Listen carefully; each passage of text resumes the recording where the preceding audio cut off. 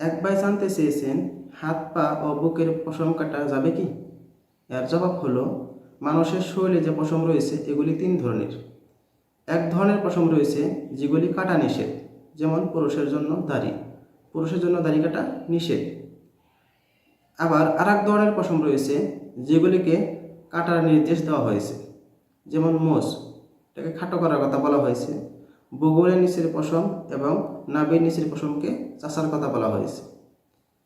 আবার আর এক ধরনের পশম রয়েছে যেগুলোকে ইসলামী শরীয়তে না কাটতে বলেছেন না রাখতে বলেছেন, যেমন বুকের পশম, পিঠের পশম, কানের পশম। তাহলে বোঝা গেল মানুষের শরীরের যে পশম রয়েছে এই পশমগুলি হলো তিন ধরনের। এক ধরনের পশম যেগুলিকে কাটা নিষেধ, আবার আর এক ধরনের পশম রয়েছে যেগুলিকে কাটার নির্দেশ দেওয়া হয়েছে, আবার আর এক ধরনের পশম রয়েছে যেগুলিকে ইসলামের শরীয়তে না কাটতে বলেছেন না রাখতে বলেছেন।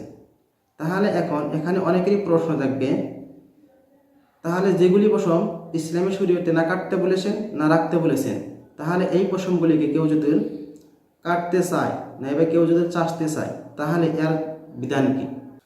এর জবাব হলো, কেউ যদি বুকের পশম নাইবা পিঠের পশম নাইবা কানের পশম কাটতে চান নাইবা চাষতে চান, তাহলে কাটতে পারবেন বা চাষতেও পারবেন।